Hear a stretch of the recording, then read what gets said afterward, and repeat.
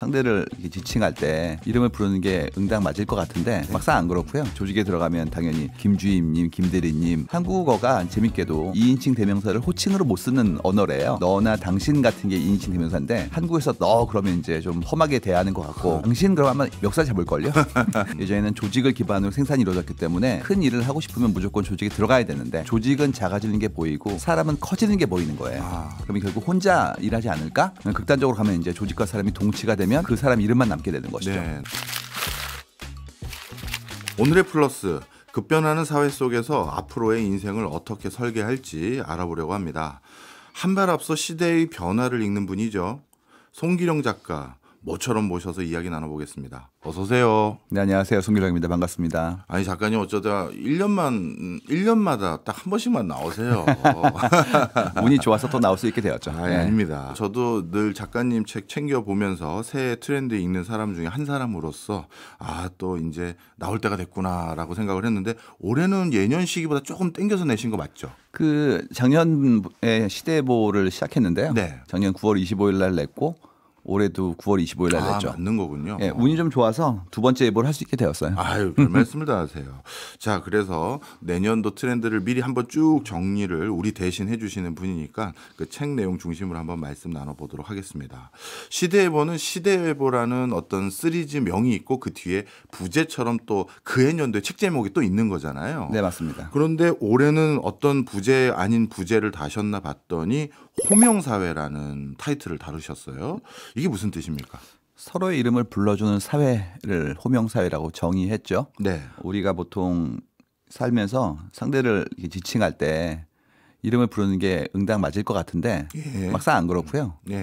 직함을 붙이거나 그렇네요. 관계를 쓰거나 이렇게 살아왔더라고요. 예. 그래가지고 이제 조직에 들어가면 당연히 사원 때만 이렇게 이름 석자 불러드리는 것 같고 조금만 승진이 된다 싶으면 바로 김주임님, 김대리님, 뭐 김 부장님 가잖아요. 네. 그러다 보니까 어느 순간인가 이름을 안 부르는 사회 속에 살고 있네라는 것도 알게 되었고 또 한 가지는 관계 속에서도 많이 보여지는 게 그런 얘기 하거든요. 저 혹시 몇 학번이세요? 이래서 자연스럽게 형님이시네요. 뭐 이렇게 나온단 말이에요. 네. 그래서 왜 그런가 봤더니 그거를 고려대학교 국문과의 신지영 교수님이 설명해 주시더라고요. 예. 교수님께서 언어의 높이뛰기라는 책을 쓰셨는데 거기서 말씀하시기를 한국어가 재밌게도 2인칭 대명사를 호칭으로 못 쓰는 언어래요.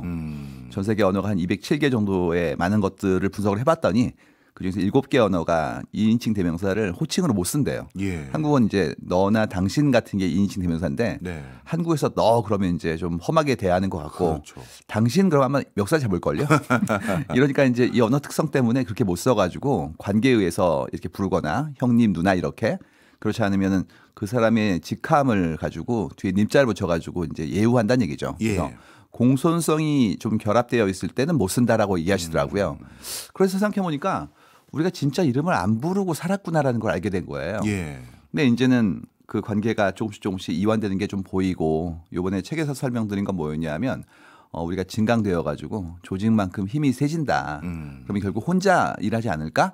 그러다 보니까 그렇게 되면은 그분의 함자를 부르지 않을 수 없겠구나라는 걸 알게 된 거예요. 네. 오늘 같은 경우인데 박종호의 손에 잡히는 경제 플러스죠. 예. 그럼 이미 이름을 부르고 계신 거예요. 사람들께서. 그렇네요. 이미 이루신 겁니다. 호명사 일원으로서. 그렇군요.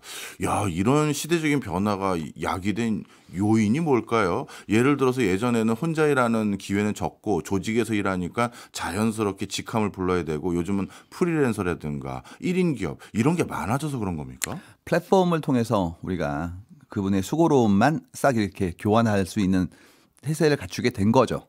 예전에는 조직을 기반으로 생산이 이루어졌기 때문에 큰 일을 하고 싶으면 무조건 조직에 들어가야 되는데 이젠 그렇지가 않고 뭐 나의 기회를 충분히 교환할 수 있을 창구들이 늘고 있거든요. 또 한 가지 뭐냐면 이런 일이 벌어지고 있어요. 사람들 사이 관계에서 내가 하는 일이 좀 더 확장될 수 있는 것이 예전에는 이제 주변만 돌봤는데 이제 그걸 넘어서 다른 사회까지 연달할 수 있게 되고 디지털 가상화가 되고 있으니까 또 한 가지는 내가 일을 할 때 옛날에는 사람들의 도움을 얻었는데 지금은 플랫폼, 서비스, 때에 따라서는 AI도 역시나 돕거든요. 그러다 보니까 조직은 작아지는 게 보이고 사람은 커지는 게 보이는 거예요. 극단적으로 가면 이제 조직과 사람이 동치가 되면 네. 그 사람 이름만 남게 되는 것이죠. 네, 네. 아, 그런 맥락 속에서 진짜 말씀 듣고 보니까 IT라는 게 우리 사회에 점점 중심 역할을 하게 되면서 진짜 그렇게 개인의 호명을 해도 되는 사회로 변화되는 중요한 축이 하나 생긴 그런 상황이었네요.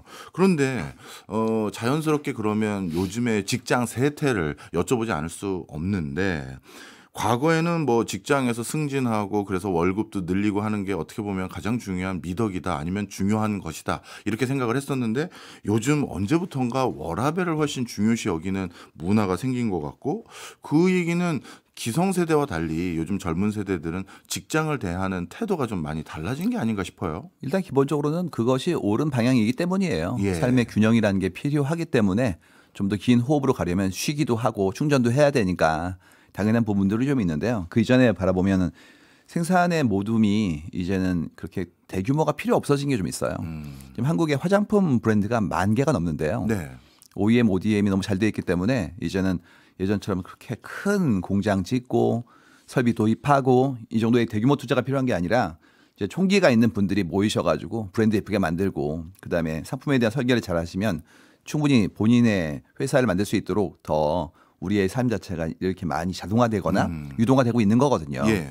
그러다 보니까 이전보다 조직의 규모가 줄어드는 게 좀 보여요. 예. 또 한 가지 뭐냐면 한 가지를 오래 할 수 있을 것 같지는 않아요. 그러니까 지금 우리가 하고 있는 여러 산업 중에서 예를 들어서 인플루언서 이런 분들은 플랫폼 이후에 나온 거거든요. 예. 그럼 이전에는 없던 직업들이 생긴 거죠. 예. 그럼 똑같이 지금 직업도 마찬가지로 좀 없어지거나 새로 생기겠죠. 그러다 보니까 생각하는 게 뭐냐면 나보다 내 직업이 더 짧구나 수명이. 그러면 내가 더 오랫동안 일을 해야 된다면 첫 번째 일은 첫 번째 조직에서 했지만 두 번째 일은 다른 걸 할 수도 있고 더 확장하면 아예 업을 바꿀 수도 있거든요. 예. 그러다 보니까 예전처럼 조직이 나의 상수로 움직이는 것 같지는 않아요. 예전에만 좀 비장했던 게 들어오면 이제 그 회사 사람이 되었고 그렇죠. 평생 동안 그 회사의 어떤 조직 안에서 본인의 자아와 성취에 대한 부분들을 도모했고 예. 그다음에 은퇴도 거기서 했었는데 예. 이제는 그럴 수 있는 확률은 낮아지고 있고 또 한 가지는 우리가 장수하고 있기 때문에 예. 다른 일을 충분히 두 번째, 세 번째 하시겠죠. 네. 그러다 보니까 좀 더 중심이 나로 좀 돌아가오는 게 좀 보이는 것 같습니다. 아, 그렇군요. 어찌 보면 그런 과정에서 전통적으로 우리가 생각했던 조직, 이 개념조차 이제 슬슬 달라져야 될 것 같은데요. 그렇죠. 달라지죠. 그러니까 지금까지는 어떤 상태였냐면 좀 그 안에 들어있는 세계관 자체가 예. 조직을 기반으로 움직였던 것 같아요. 그렇죠. 나보다는 조직의 이익이 먼저였어요. 그렇죠. 왜냐하면 그 모둠이라는 게 아까 말씀드린 것처럼 생산의 주체이기 때문에 예. 도모하는 사람들과의 어떤 합의, 예. 협력 이런 게 너무너무 소중했어요. 그러니까 예. 이제 일사불란하게 일치 단결하여서 조직의 목표를 하는 것이 옳았고 예. 그런 부분들을 좀 더 강화하기 위해서 문화도 마찬가지였죠. 기억나세요? 옛날에 많이 했던 게 뭐였냐면 산의 동호회 활동이었어요. 아, 맞아요. 등산 동호회를. 그건 윗분들이 좋아하시고. 주말에 같이 가서 이렇게 또 어떤 분들은 이런 것도 요구하시죠. 아 미리 좀 내려와서 먹을 수 있는 식당도 좀 수배해 놓고 예. 때에 따라서 짐도 좀 많이 지고 뭐 이렇게 예. 얘기하시단 말이에요. 예. 어떻게 본다면 그 시절의 낭만이었죠. 그렇죠. 근데 지금은 이제 주말에 등산을 같이 가자 그러면 그 회사는 이제 믿고 거르는 회사가 되기 시작했죠. 그래서 이런 모든 게 전부 다 우리가 사는 삶에서 예. 나름의 어떤 문화나 규칙 자체가 바뀌고 있는 거예요. 예. 근데 이게 점진적으로 오거든요. 네. 근데 이제 임계를 딱 넘는 순간부터 저 아직도 저런 문화를 가지고 있네? 라는 식으로 이렇게 약간 배관시하는 형태가 만들어지기 시작하는 거죠. 네. 말씀을 쭉 듣고 보니까요, 한 가지 고민이 되는 부분이 있습니다. 이게 업종의 특성일 수도 있고 산업의 특성일 수도 있을 것 같은데 어떤 업종, 어떤 산업은 조금 아직까지는 전통적인 옛날 방식으로 일을 해야지 될 수밖에 없는 그런 곳들도 있고 플랫폼화 되면서 점점 지금 말씀 주신 추세에 부응하는 그런 조직과 그런 개인들도 있을 텐데 그런데 이 사람들이 같이 살다 보면 누구는 호명사회로 누구씨, 누구님 이렇게 부르는 게 훨씬 더 자연스러운데 반대쪽에서는 아니 내가 어느 회사 부사장인데 왜 나보고 자꾸 누구님이라고 부르지? 이거 어떻게 조율해야 돼요? 그래서 예보를 하게 된 거예요. 아, 조심하자. 두 가지 이유인데 첫 번째는 뭐냐면 먼저 그렇게 사시던 분들이 계세요 이미. 그러니까 빠른 분들이죠. 네. 이분들한테 선생님이 하시는 방법이 옳습니다라고 알려드리는 거하고 좀 느린 분들도 계시죠. 네, 그럼요. 그런 분들한테 다른 분들이 그쪽으로 가시고 계시고 선생님도 가실 거니까 상처받지 마시라고. 네. 그걸 모르시면 되게 당황해 하시거든요. 예. 그 매일 나왔던 게 그런 얘기잖아요. 뭐 같이 식사하러 갔을 때 누가 먼저 좀 준비하느냐. 네. 좀 미리 가서 자리 좀 맞고 그때에 따라서는 이렇게 한국 사회 같은 경우에는 그 수저를 놓는 거 가지고 엄청 싸우잖아요. 그렇죠. 누가 먼저 놓을 건지. 예. 누가 해도 무방한데 이제 예전에 풍습이라고 생각했던 분들은 그렇지가 않고 한 살이라도 좀 젊은 분들이 하기를 원하잖아요. 네. 근데 그럴 필요 없는데 옛날 생각을 가지고 계시면 상처를 받거든요. 근데 그러지 마시라고 좀 전해드리는 게 예보예요. 네.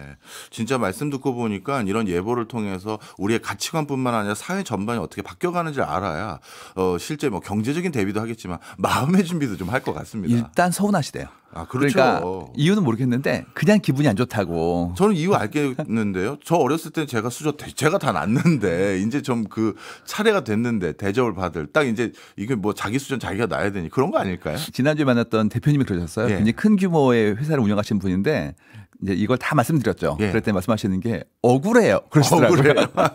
그래서 제가 말씀드린 건 뭐였냐면 인생은 억울한 거다. 예. 그리고 그 대신 좋아지지 않았냐라고 이렇게 좀 위로해 드렸습니다. 네. 어찌 보면 점점 이제 조직이 아니라 한 사람 한 사람 개개인의 중요성이 더 커지는 사회다. 이렇게 정리해도 될 것 같은데 그렇다면 미래 사회에 우리가 좋은 직장, 좋은 직업 이런 걸 고른다고 했었을 때 어떤 관점을 가지는 게 좋을까요?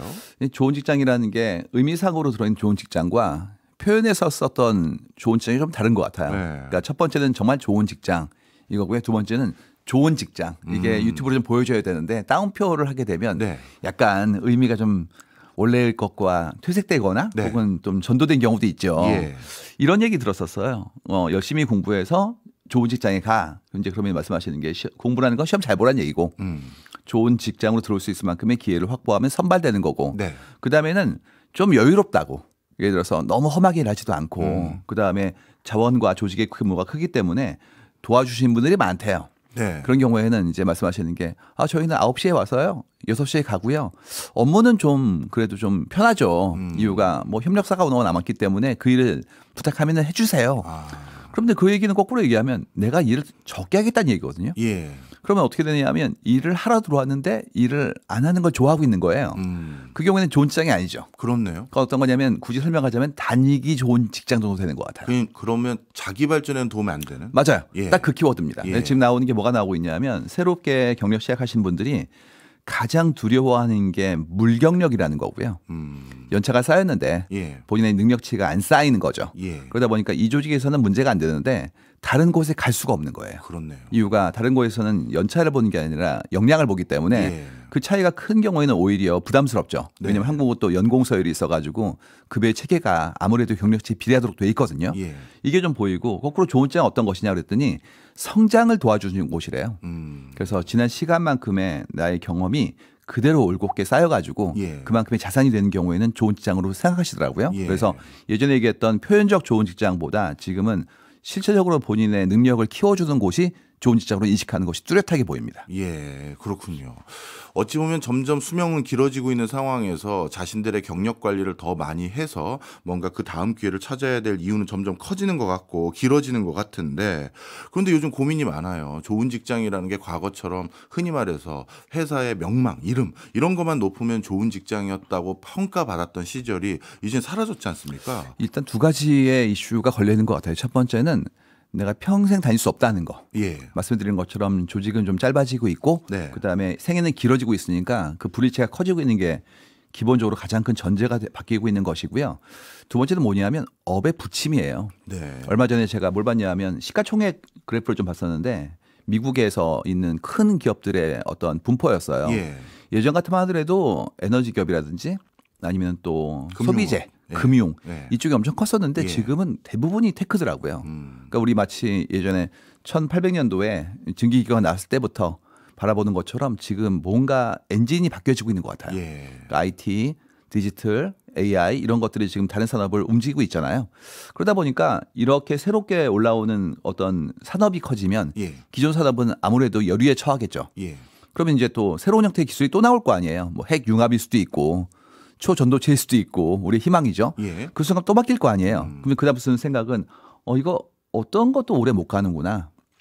그럼 나의 업도 내 생각이 길어지는 만큼 몇 번이고 반복해서 움직이게 될 것 같고 그러면 우리 기업이 끝까지 가면 참 행복할 것 같은데 예. 아닐 수도 있는데 플랜 B를 만들어야 되는 거예요. 그럼 자연스럽게 어떻게 되냐면 옮겨 탈 준비를 해야 돼요. 예. 그러면 이제 나의 근육과 체력을 키워야 되니까 예. 그거에 대한 어떤 자신으로 집중하는 모습들이 우리가 느낄 만큼 변화가 빨라지게 준비하고 있는 거죠.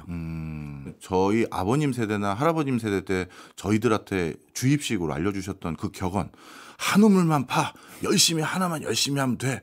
이 말이 좀 이제 슬슬 바뀌어가는 맥락도 있는 것 같고. 한 우물은 맞는데 그게 네. 한 직장은 아니라는 거죠. 아. 직장은 우물이 아니다. 예, 하긴 예전에는 한 직장을 다니면 그게 저절로 우물도 됐었는데 그렇죠. 이젠 그게 아니네요. 네. 자, 그렇다면 우리 한국 사회는 아직까지 저를 포함해서 많은 사람들이 누가 방향을 정해주고 깃발을 꽂아주면 아, 저걸 하면 되는 거예요. 알겠습니다 하고 성실하고 열심히 하는 건 잘하거든요. 그런데 이렇게 조직이 날 케어해주지도 않고 그렇다고 세상에서 특정 기술, 특정 역량이 계속 담보될 수 있는 세상도 아니고, 그럼 앞으로 자신의 가치를 계속 유지하고 새로이 창출하는 방법, 이런 것도 좀 포인트를 이번 책에 짚어주셨습니까? 그렇기 때문에 우리 손에 잡히는 경제를 듣고 계시지 않을까요?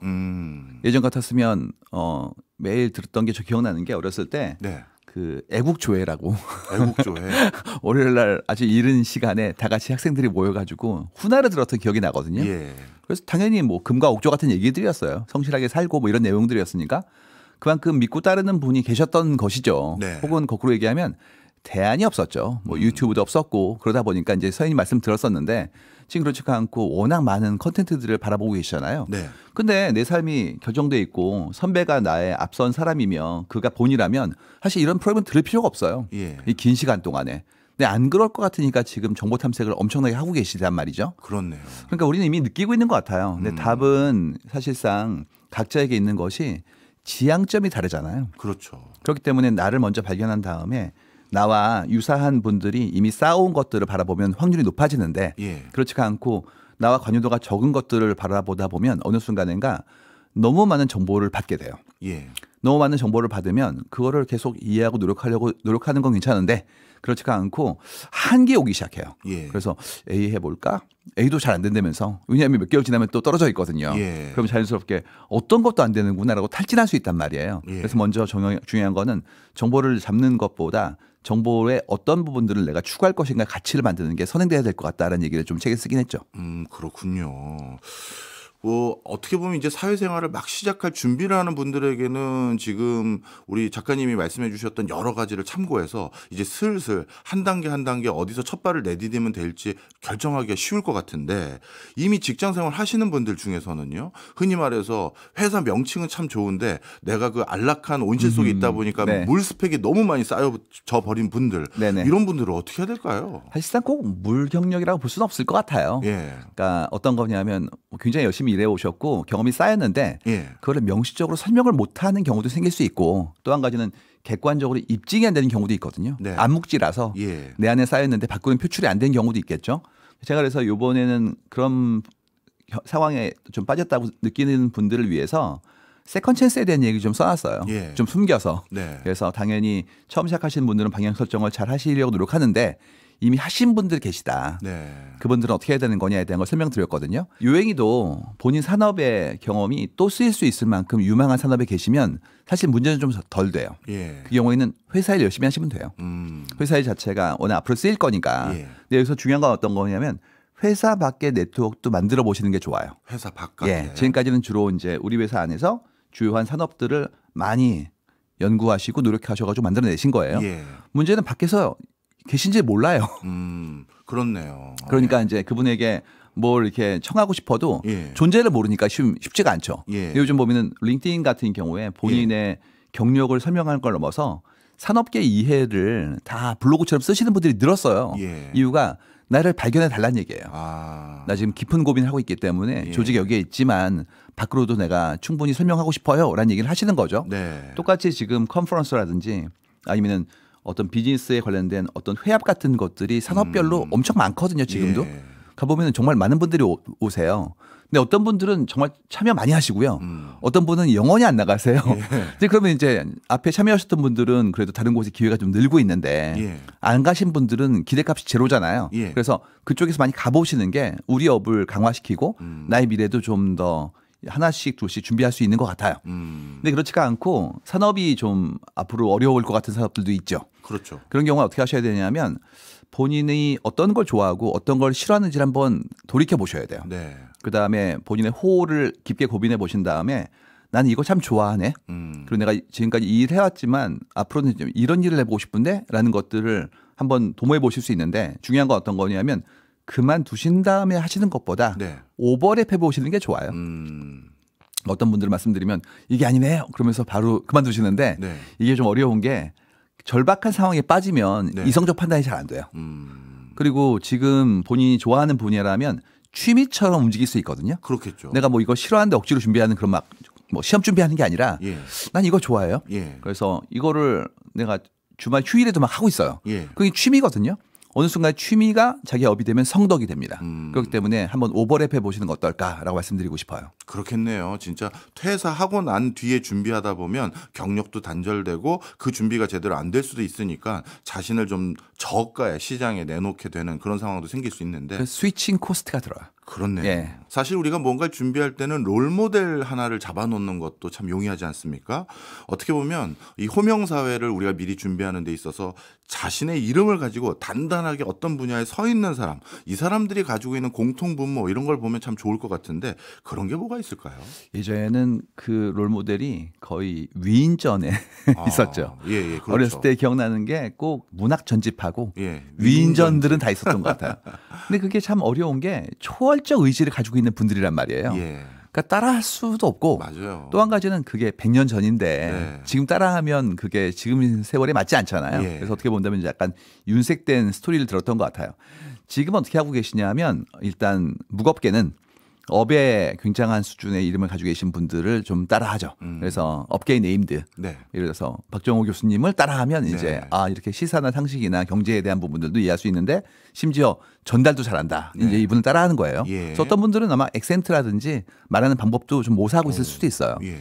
근데 우리가 그렇게 하기에는 좀 어려운 이유가 너무나 그게 깊어지는 경우에 축적의 시간이 좀 오래 걸리고 예. 또 한 가지는 효용 자체가 아주 인생을 걸만한 거라면 모르겠는데 아닌 것들도 있잖아요. 그렇죠. 그 경우에는 검색을 합니다.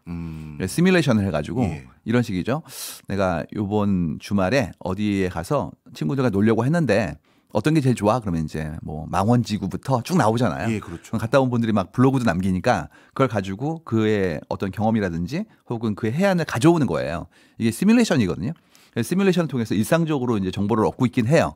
다만 그 시뮬레이션이 과도해지면 전부 다 똑같은 고를 향해 가기 때문에 예. 엄청난 수준의 어떤 인플레이션이 생기죠. 그렇네요. 경쟁의 인플레이션. 예. 이건 이제 좀 고민해 봐야 될 문제라고 볼 수가 있어요. 네.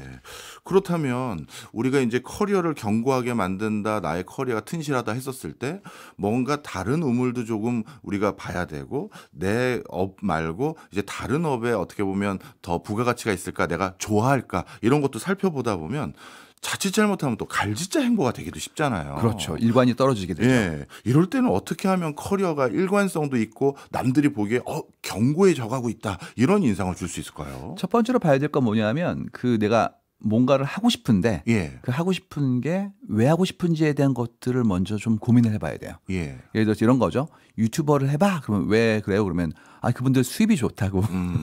그다음에 명성이 생기면 사람들한테 알려지는 거니까 그것도 멋진 일이라고 한단 말이죠. 네. 근데 내가 사람들과 조우해서 정보를 전달하는 과정에 상처를 잘 받아요. 네. 뭐 댓글 한마디에도 엄청나게 많이 흔들리고 그런 분들 계시죠. 그다음에 또 그걸 찍어서 올리는 과정이 내 적성에 맞지가 않아요. 예. 그래서 매번 엄청 실수가 많고 힘들어하면 사실 그거는 나는 결과를 좋아하는 거지 과정을 좋아하는 게 아니거든요. 예.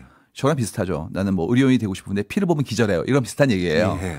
그건 하면 안 되는 거예요. 음. 그래서 먼저 해야 되는 게 뭐냐면 성취의 결과가 혹시 적어도 예. 내가 그 과정상에서 너무너무 기쁜 일들은 해보면 좋을 것 같아요. 예. 다만 이게 하나 붙어야 되는 게 뭐냐면 시장에 니즈가 있는지를 봐야죠. 시장의 니즈는 계속 줄고 있는데 예. 그럼 사양산업인데 예. 거기 들어가서 한다 그러면 물론 사명감은 있을 수 있어도 예. 경제적인 형태의 어떤 지원은 어려울 수 있잖아요. 그렇기 예. 때문에 사회의 변화를 보고 내가 뭘 좋아하는지를 생각해 보고 두 개를 이렇게 크로스로드로 보면 내 것이 좀 보일 것 같습니다. 네, 그런 방법이 있겠네요. 근데 또 한 가지 우리나라에서는 너무 비교 성향이라고 할까요? 남들의 시선을 너무 의식을 하게 돼요. 예를 들어서 조금 시장성이나 미래 전망 이런 거는 좀 약하지만 나는 그게 너무 과정도 즐거울 정도로 그 일이 좋은데 그런데 그렇게 미래지향성이 떨어지는 일을 하고 있으면 주변에서 야, 그거 돈 못 벌어. 야, 그거 이제 조만간 다 끝나. 이렇게 하면 사람이 막 흔들리고 위축되거든요. 그렇죠. 이런 걸 어떻게 극복해야 될까요? 그런 분들은 안 만나셔야 돼요. 이유가 뭐냐면 어떤 일을 했을 때 독려해 주는 분이 계시고 예. 걱정을 해 주신 분이 계시잖아요. 네. 근데 걱정만 하시는 분은 사실은 본인의 불안감이 이렇게 투영되는 경우가 많기 때문에 그러면 부정적 에너지가 막 넘치니까 네. 나도 모르게 위축되죠. 네. 근데 여기서 중요한 건 뭐냐면 근데 그분이 가지고 계신 해안이 미래를 향한 어떤 변화의 촉이 굉장히 날카로운 분이에요. 예. 그럼 한번 들어보셔야 돼요.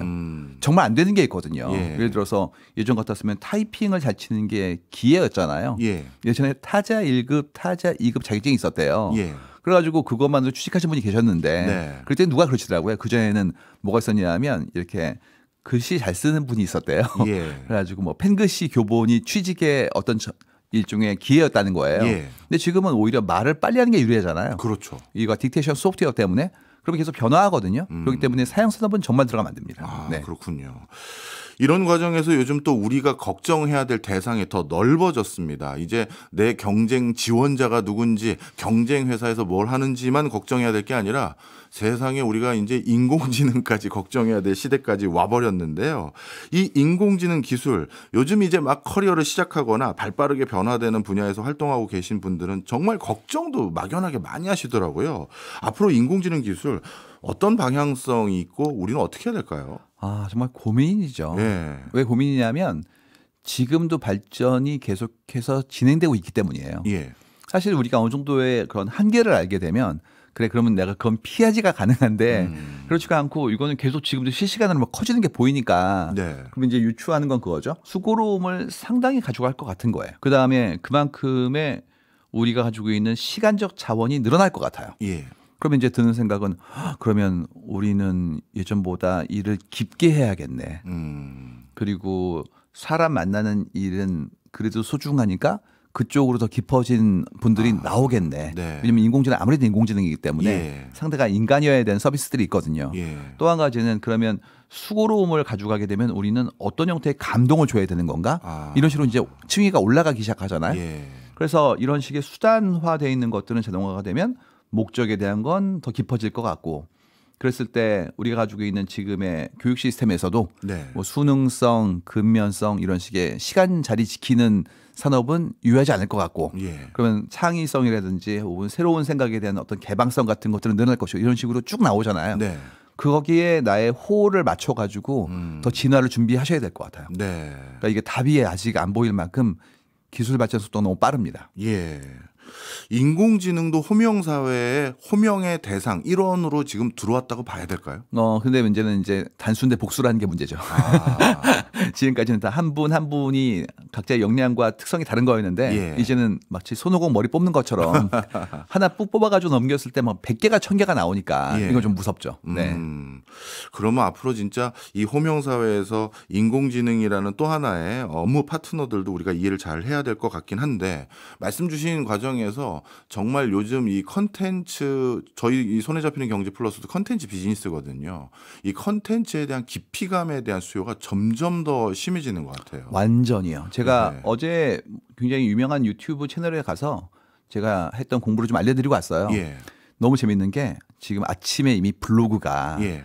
정말 섬세하게 나오고 있는 거예요. 봤더니 전부 다 인공지능이 만든 거예요. 그래가지고 지금 손으로 블로그 하시던 분들이 일단 개수에서 따라갈 수가 없어요. 그렇죠. 그러니까 제가 했던 말씀을 그냥 전제할 정도의 블로그는 이제는 의미를 못 갖는 거예요. 예. 지금 뭘 하셔야 되냐면 이 클립을 보시고 본인의 경험 사고 새로운 생각 이런 것들을 정리해서 자신의 날카로운 뷰로 하시는 분들은 남을 거예요. 네. 그래서 사실을 전달하는 건 이제는 없어질 것 같고 네. 그렇지가 않고 그 안에 들어있는 어떤 감각적인 형태의 새로운 발견이나 더 깊은 사고를 하시는 분들은 더 높이 올라가겠죠. 예. 깊이감도 그래서 저희 같이 공부해서 어떻게든 뭐 몇 페이지 어떤 논문 더 읽고 하나라도 해드릴 분들 어떻게든 그걸 깊이감은 찾으려고 노력하는 방법들을 조금은 아는데 아까 그 단어가 저는 더 묵직했는데 야 이건 저는 도저히 방법을 모르겠어요. 감동을 줘야 된다. 그렇죠. 물론 깊이감에서 나오는 감동은 어떻게든 찾아드리려고 공부 더 열심히 하겠지만 이 감동은 어떻게 줘야 될까요? 감동은 서사에서 나옵니다. 서사. 네, 우리가 보통 이렇게 어떤 작품을 봤을 때, 이거 참 멋진 작품이야라고 느끼는 게 그 글쓴이, 예. 그다음에 그림을 그린 분의 인생을 보면 예. 확 올라온단 말이에요. 이분이 여기까지 올 때까지의 과정이 엄청났구나. 네. 습작부터 지금까지 성장의 과정이 막 보이잖아요. 또 한 가지는 개인사에서도 어려움이 있는 분들이 많으니까 네. 뭐 다 어려움이 있잖아요. 그럼요. 그런 부분들을 이제 바라보는 순간부터 그가 겪었을 그 무대 바깥쪽에서의 어떤 스트러글링이 보인단 말이죠. 네. 그래서 그런 것들이 인생이라서 인생에서의 어떤 밀도, 치열함, 축적의 과정 같은 것들이 감동으로 올라가거든요. 네. 그 서사를 만드는 작업들이 우리가 살아가는 방법이랑 똑같은 것 같아요. 그렇군요. 방금 말씀 주셨던 가장 중요한 요소, 깊이감과 감동. 이건 만약에 인공지능 기술이 더 고도로 발달되면 이것마저도 인공지능 기술이 따라오지는 않을까요? 그러니까 이게 개인으로 봤을 때의 감동이라는 게 결국 그의 살아온 과정인데, 예. 그럼 그 서사를 가지고 갈 수 있는 만큼의 그 개체로서의 일상적인 행동과 자유 의지가 있어야 되니까 예. 당분간은 좀 어렵지 않을까. 네. 자, 그러면 한번 꼭 집어서 쪽집게 가해처럼 좀 알려주세요. 많은 분들이 어떤 큰 시대적인 어떤 형태로 지금 진화 발전하는지 시대 여부를 통해서 지금 많이 듣고 계시지만 이거 딱 하나만 찝어주세요. 대체될 직업과 대체되지 않을 직업 뭡니까? 라고 하면 주로 뭐라고 대답해 주세요? 그 대체된 직업은 지금 리스트를 막 거의 리서치 기관마다 다 만들어내고 있어요. 네. 그래가지고 뭐 골드만삭스였는데 3억 개의 직업이 없어진다고 막 해가지고 리스트업을 했는데 대부분 다 화이트 컬러예요. 예. 사무직종에서 지금 엄청 많이 나온다는 거죠. 네. 그러니까 지난 100년 동안에 계속해서 뭐 테일러리즘, 뭐 컨베이어 벨트 다 그런 것들이 현장에서 예. 공장이라든지 그쪽에서의 어떤 자동화였다면 예. 이제는 종이를 만지는 사람들의 자동화 쪽으로 간다라고 이제 천명하신 거예요. 예. 근데 이거에 안 끝나고 지금 로봇 막 나오니까 그렇죠. 현장도 막 이렇게 얘기 나오고 있거든요. 예. 그래서 그거는 엄청나게 많이 나오고 있는데 ROI 때문에 어떤 쪽은 빠르고 어떤 쪽은 늦겠죠. 확실한 건 뭐냐면 우리가 자동화를 통해서 여유 시간을 확보하고 인간의 기본권이 올라가는 거를 지금 목도하고 있단 말이에요. 예. 예를 들어서 52시간제. 그다음에 어떤 기업들은 재택근무. 그러면 밖에 나가서 아이들과 있으면서 일을 하기도 하고 이러잖아요. 예. 그래서 그거는 인간이 더 선호하는 형태의 삶이기 때문에 그쪽으로 움직이게 될 거예요. 이제 그러면 이제 예전 방식의 자리를 지키고 단순히 하던 일들에 대한 것들은 많이 줄 것 같아요. 네. 근데 이거는 없어지는 거니까 눈에 보인단 말이에요. 네. 문제는 만들어진 직업에 대해서라면 굉장히 보수적이거든요. 네. 왜 그러냐면 모르기 때문이에요. 만약에 그걸 안다 그러면 또 몰릴 텐데. 그렇죠. 그렇기 때문에 이건 끝도 없는 싸움일 것 같고요. 그것보다도 확실한 건 뭐냐면 인간 대 인간의 교류를 전제로 하는 산업인 경우에는 인간이 필요해요.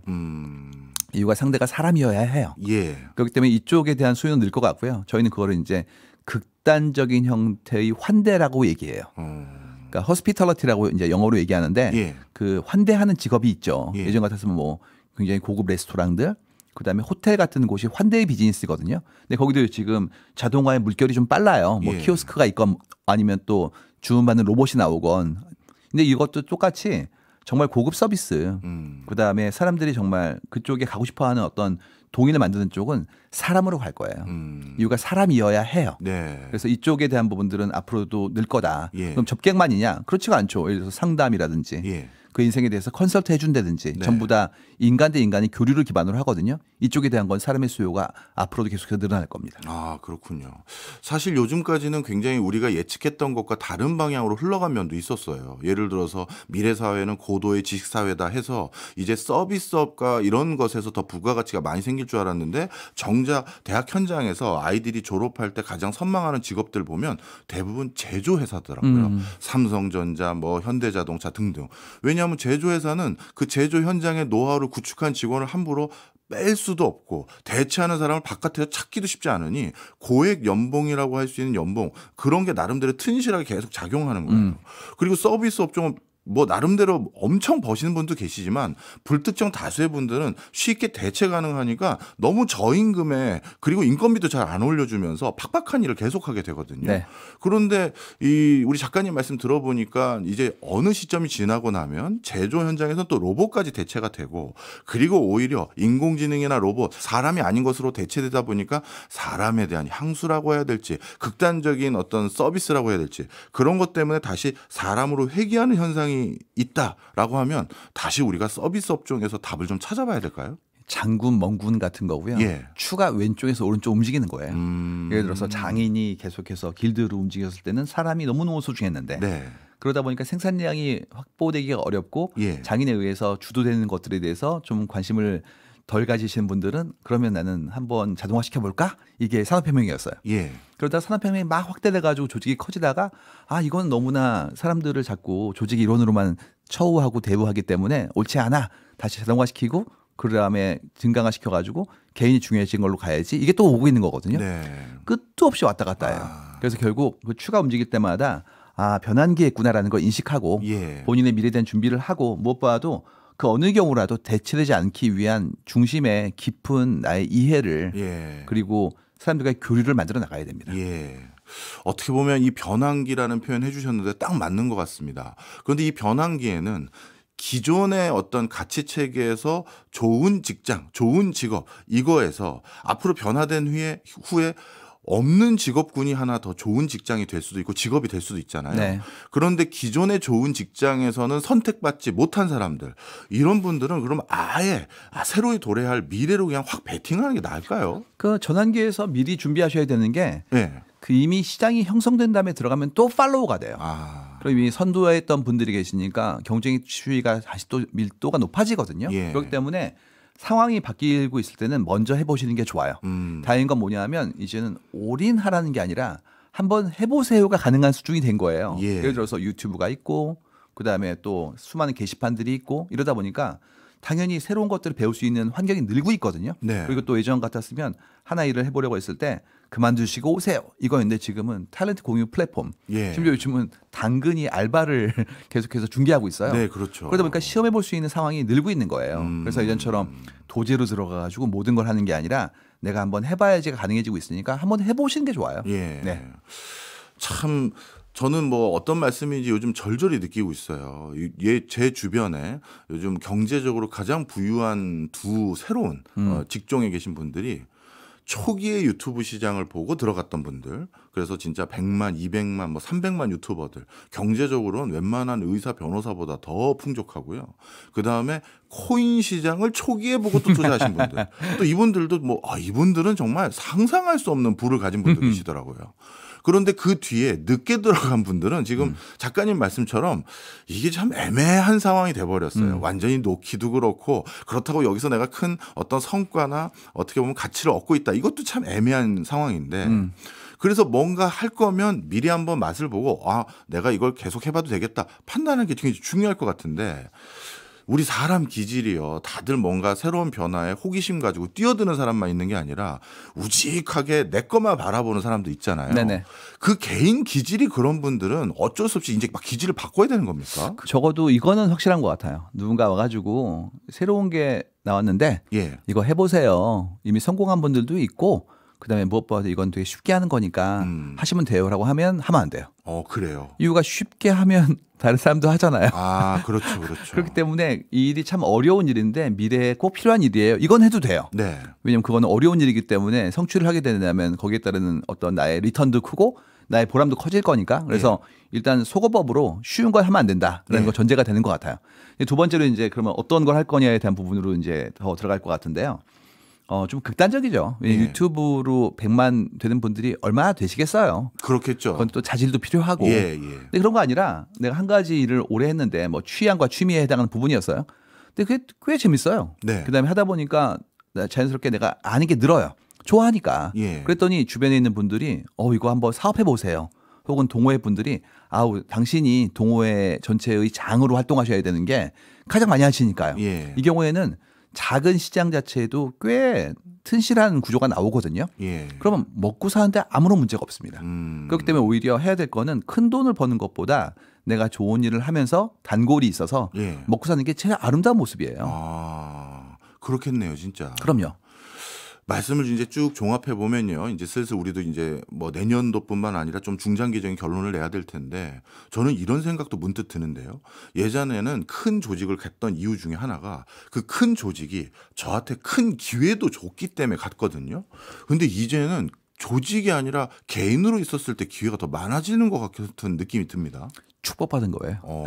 옛날에는 뭐였냐면 방송을 만들고 싶으면 예. 아유 그래도 학력을 좀 챙기고 시험도 잘 봐야 돼요. 이유가 PD 시험을 붙어야 되니까. 그렇죠. 근데 이제는 뭐 혼자서 팟캐스트를 할 수도 있고 유튜브를 할 수도 있죠. 예. 그러니까 제가 가지고 있는 관심과 재주가 있으면 이제 중간에 있었던 게이트키퍼가 사라진 거예요. 예. 너무 축복이죠. 이유가 저는 수학을 못하기 때문에 시험을 잘 볼 자신이 없었다고요. 그렇기 때문에 인입이 넓어졌으니까 축복이에요. 네. 다만 좀 힘든 건 뭐냐면 예전에는 그렇게 조직에 들어오면 몇 분 안 계셨기 때문에 예. 경쟁의 추이가 좀 아무래도 좀 여유로웠어요. 그러니까 뭐 기껏해야 방송국 몇 개랑 싸우는 건데 그렇죠. 지금 5천만과 싸워야 되기 때문에 한 달만 제대로 안 하더라도 누락되거든요. 예. 알고리즘의 은혜를 못 받죠. 네. 그래서 지금은 일생 동안 계속해서 본인의 가치를 만들어 나가야 되는 세상에 온 거예요. 진짜 어떻게 보면 개인이기 때문에 본인이 좀 더 적극성을 취해야 될 상황은 분명히 있으나 그럼에도 불구하고 그 기회들이 워낙 많기 때문에 진짜 축복이라는 표현도 맞을 수도 있겠는데요. 그럼요. 저 기억나는 게 그거 있거든요. 제 친구 중에서도 굉장히 음악을 좋아하는 친구가 있었는데 예. 결국 PD가 못 됐어요. 예. 이유가 일단 방송국에 입사를 해야 되거든요. 그렇죠. 근데 그러면 이제 팝 칼럼니스트 같은 걸 해야 되는데 그분들도 명수가 그렇게 많지는 않잖아요. 그러니까 자신의 생계도 꾸려가면서 취향을 만드는 게 어려웠단 말이에요. 지금은 누구나 가능한 상황이 됐거든요. 그래서 지금 해야 될 일이 뭐냐면 예전 방식은 그거였어요. 특히 부모님들 많이 들으셔야 될 내용인데 20살까지 열심히 해서 그다음에 좋은 학력을 가지면 예. 나중에 좋은 평생 세상에 먹고 산다. 이런 이상한 얘기를 했단 말이에요. 예. 그럼 어떤 문제가 생기냐면 자기 일을 안 좋아하는데 막 해야 되고요. 네. 그리고 무엇보다도 중간에 탈진합니다. 너무 열심히 했기 때문에. 네. 그래서 그냥 천천히 놀면서 열심히 본인이 좋아하는 걸 하고 잘 먹고 살 수 있는 그런 사회가 아름답지 않을까 이렇게 생각해요. 그렇군요. 자, 이제는 또 이제 좀 더 통시적인 접근으로 한번 여쭤보려고 하는데요. 작년도 시대예보의 책 제목에는 제가 핵개인이라는 단어를 처음 봤습니다. 네. 뭐 어떻게 보면 그 단어 하나만으로 무엇을 말씀하시려는구나 느낌이 확 올 정도의 어떤 핵개인, 그게 지난해의 어떤 키워드였고요. 올해 시대예보에는 호명사회, 네. 이것도 느낌이 오긴 왔어요. 네네. 그러면 이런 이제 그 해 연도에 우리가 좀 뭐 요걸 좀 주목해 주세요라고 소개해 주시는 것도 있지만 이런 흐름이 쭉 가다 보면 결국 우리 사회가 지금 어디로 흘러가고 있는 것 같습니다라는 그런 것도 좀 많이 보이실 거 아니에요. 제목을 책을 쓴 다음에 정하고요. 예. 그다음에 작년에 나왔고 올해 나왔지만 작년 올해 얘기는 아니고요. 네. 지금 얘기예요. 지금 우리 시대가 집단보다 개인이 자신의 꿈을 이렇게 발현하고 실현할 수 있을 만큼의 환경을 갖추게 되는 것 같아요. 예. 그럼 자연스럽게 개인은 내가 이만큼 이루었네. 그럼 그만큼 이룬 것을 설명해 주고 싶어 하고 그다음에 또 응당 보상받고 싶어 하고 그리고 상대에게도 그만큼의 밀도를 요구하기 시작하죠. 예. 그러다 보니까 서로의 이름을 부르는 호명사회라고 얘기를 한 거고 이거를 책에서는 선택의 연대라고 불렀어요. 예. 자립한 핵개인이 서로 연대를 시작합니다. 이런 내용이었죠. 이게 연장되겠죠. 자연스럽게. 네. 그럼 그 집단은 좀 더 구조화될 거고 네. 긴밀해지고 투명한 사회로 움직이니까 그만큼의 밀도를 서로에게 요구하는 건전한 사회가 될 것 같아요. 네. 그럼 이제 그것에 따르는 새로운 합의점이 우리의 제도나 시스템으로 요구되겠죠. 이런 모든 것들이 그 다음에 시대의 보호로 가지 않을까 싶어요. 예. 그렇군요. 그런 과정에서 참 요즘 걱정도 됩니다. 이렇게 개인 단위로 성과를 측정하고 성과의 수혜를 받고 그리고 개인 단위로 활동하다 보면 예전의 조직은 누군가가 일이 좀 처지더라도 그 사람이 끌어올라올 때까지 기다려주기도 하고 성과에 대해서 어떻게 보면 분배를 좀 할 때 고려를 하잖아요. 맞아요. 그런데 이렇게 개인 단위로 이제 활동하는 비중이 점점 높아지다 보니까 그 과정에서 승자와 패자가 가진 과실의 차이가 너무 극단적으로 커지고 그게 양극화로 일어나고 그러다 보면 자연스럽게 성과를 내지 못했다고 분류되거나 사회에서 선택받지 못한 사람들은 그 사회나 그 구조에 대해서 분노하는 형태까지도 일어나서 뭐라 볼까요? 좀 지금 여러 가지 부작용도 좀 목격이 되는 것 같습니다. 조직 내에서는 공정성 이슈가 나오고 있어요. 예. 예전에는 우리 팀이 같이 했으니까 참 좋아요 이거였는데 예. 지금은 제가 다 했는데요. 그리고 저분은 지금 기여도가 적은데요라는 게 시스템으로 나와요. 예. 심지어 뭐 키스트로까지 나와요. 야. 그렇기 때문에 이제 그 부분에 대한 새로운 공정성은 각자 기여하세요로 가고 있는 건 명확해요. 예. 그렇지 않고 사회 속에서의 공정성에 대한 부분들은 안전판이 만들어지고 있는 중이고요. 네. 더 많이 요구될 거고요. 예. 두 번째로는 생산의 방법이라든지 혹은 기여의 방법들을 지금처럼 획일화된 형태의 제조업 위주는 아니게 될 것 같아요. 예. 서비스 지식 산업으로 움직이면서 우리 사회가 변화해야 되는 게 지금의 준비된 학력과 거기에 따른 기회, 전 세계적인 경쟁력으로 바라본다면 더 고도화돼야 되거든요. 예. 그쪽으로 되면서 지금보다 더 다양한 형태의 어떤 기여를 우리가 요구하고 수행하지 않을까라고 생각합니다. 네. 저는 요즘 뭐 여러 가지 책들 쏟아지지만 요 근래 한 2, 3년 동안 봤던 책 제목 중에서는 가장 설득력 있고 중요한 책이라고 생각되는 게 저 시대 예보라는 책 제목이었습니다. 하여튼 그만큼 지금 우리 사회가 뭐가 필요한지를 정확히 짚고 계신 분이 아닌가 생각이 돼서 또 이렇게 다시 한번 모시게 됐습니다. 욕심이라면 좀 자주 좀 나와주세요. 열심히 하겠습니다. 네. 지금까지 송기령 작가였습니다. 고맙습니다. 감사합니다.